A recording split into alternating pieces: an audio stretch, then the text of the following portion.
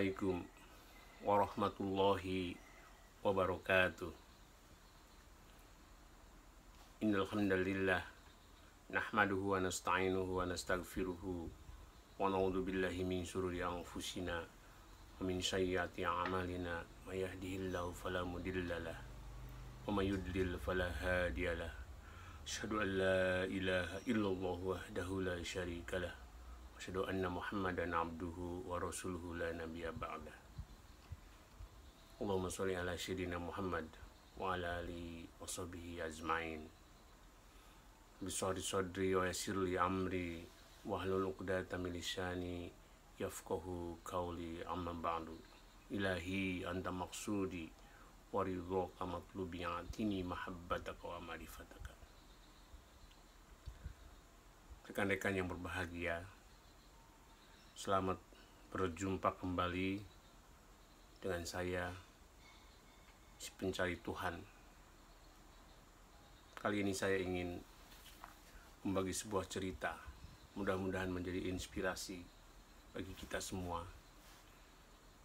Namun cerita ini diambil dari sebuah materi dalam Brain Revolution Training. Judul dari cerita ini adalah Siapa Anda? Ceritanya begini.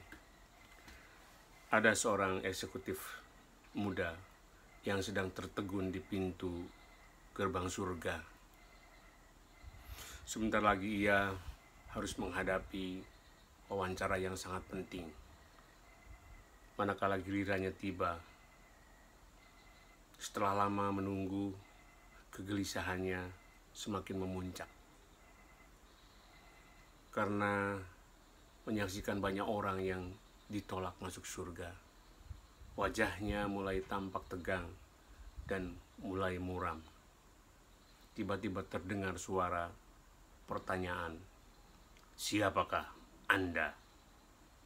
Tanya malaikat penjaga pintu surga. Seakan-akan tersadar dari lamunannya, eksekutif muda ini tergagap. Saya profesional yang sangat berhasil. Saya pernah menjadi direktur perusahaan multi internasional. Saya juga pernah menjadi pejabat di instansi pemerintah, dan seterusnya. Aku tidak menanyakan pekerjaanmu, tapi Anda siapa? Kata malaikat. Eksekutif muda yang semakin tegang itu menjawab, "Saya adalah ayah dari 2 anak dan suami dari seorang istri." Malaikat berkata, "Aku tidak menanyakan engkau ayahnya siapa atau suaminya siapa. Aku menanyakan Anda itu siapa." "Oh ya," dengan tenang dia menjawab, "Saya adalah seorang pengikut salah satu torekoh dan selalu istiqomah mengamalkan ajaran torekoh tersebut." Dengan bangga ia menjawab.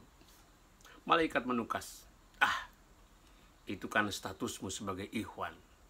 Kalau zikirmu, kalau amalanmu sedikit saja dari ia dalam hatimu, kamu tidak akan mungkin mendapatkan hasilnya." Nih, dengarkan baik-baik pertanyaannya. Anda itu siapa?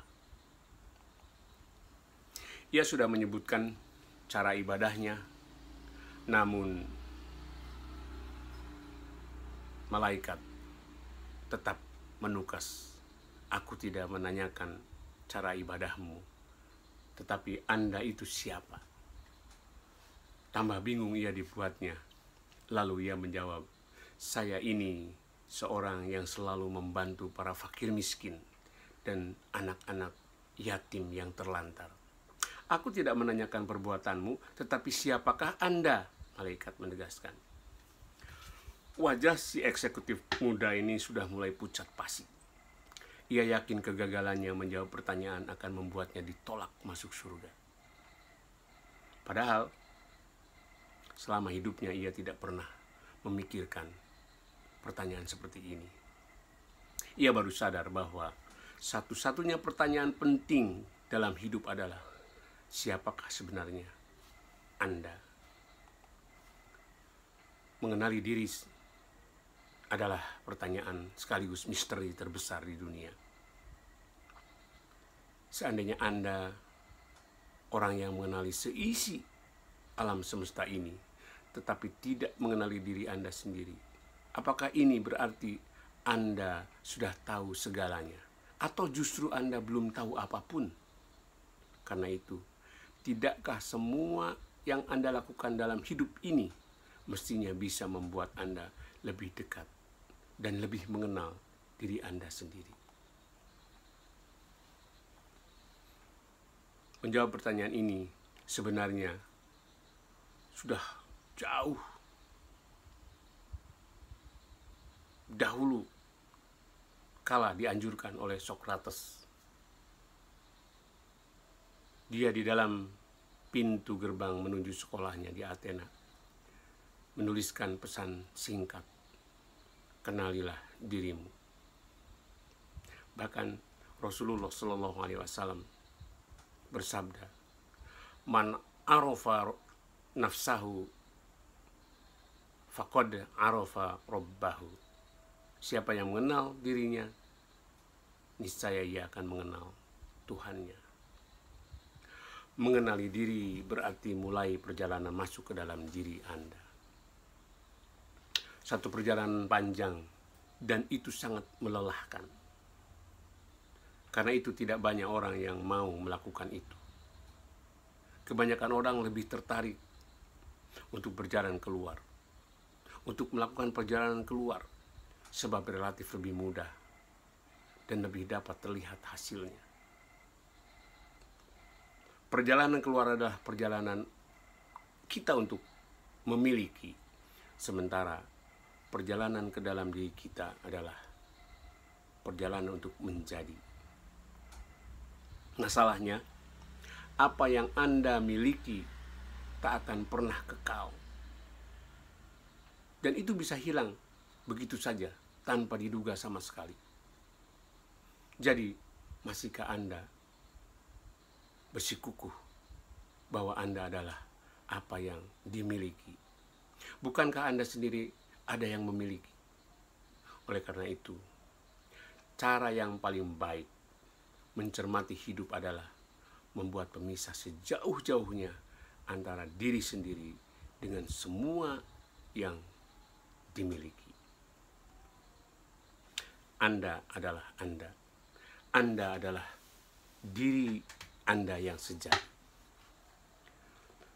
Tentu Anda tidak identik dengan harta atau peran-peran jabatan dalam hidup Anda. Anda menjadi pemimpin, Anda menjadi direktur hanya ketika Anda mendapatkan kesempatan itu. Menjadi dosen ketika Anda masih bertugas. Lantas, bagaimana kalau semua milik Anda itu hilang begitu saja? Apa itu berarti Anda kehilangan diri Anda sendiri yang sejati? Kalau Anda adalah seperti apa yang Anda miliki, lalu siapa Anda bila Anda tidak memiliki apa-apa? Sekali lagi, Anda adalah diri sejati Anda. Diri sejati inilah yang tak akan pernah hilang. Anda akan senantiasa melihat bahwa segala sesuatu yang ada di luar diri pada hakikatnya bukanlah milik Anda. Anda hanya dititipi, diberi pinjaman sampai jangka waktu tertentu. Hal ini akan membuat Anda mengambil jarak antara diri sendiri dengan sesuatu yang ada di luar diri Anda atau yang Anda miliki. Dalam pekerjaan ini merupakan suatu paradigma yang melahirkan konsep employability, yaitu mengandalkan diri Anda sendiri. Anda bergantung pada diri Anda yang di dalamnya ada yang mengatur bukan kepada siapapun. Karena bergantung kepada makhluk, pasti kita akan kecewa. Sedangkan konsep employment berarti mengandalkan kemampuan perusahaan atau kantor yang mempekerjakan Anda. Ingat teman-teman, situasi di luar terus berubah dan tak selalu menguntungkan. Apa jadinya kalau Anda menggantungkan nasib pada sesuatu yang selalu berubah? Orang yang senantiasa menggantungkan diri pada sesuatu yang ada di luar amat rentan dan lemah terhadap perubahan apapun. Oleh karena itu, tidaklah heran manakala gantungan yang menjadi kaitan diri Anda terlepas atau dilepas oleh Yang Maha menguasai kehidupan ini. Akan terjadi kepanikan pada diri Anda. Anda akan bingung, Anda akan stres, bahkan bisa menjadi salah satu sumber penyakit bagi Anda. Hal ini terjadi karena antara diri sendiri dengan gantungan yang ada di luar dirinya atau diri Anda tak lagi dapat dipisahkan. Bahkan seolah-olah tidak ada jarak sama sekali. Membangun sesuatu keluar dalam hidup Anda tentu saja itu perlu.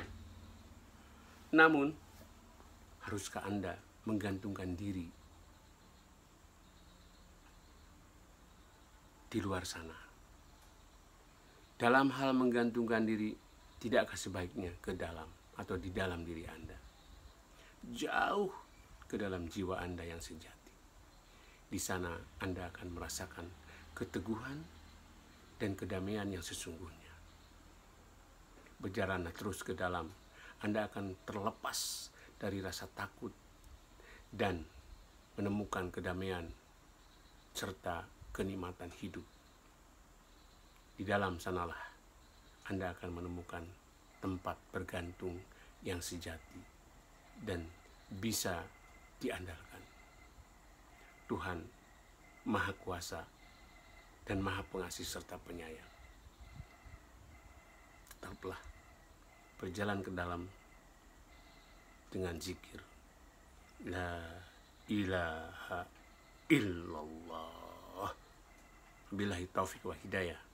Assalamualaikum warahmatullahi wabarakatuh.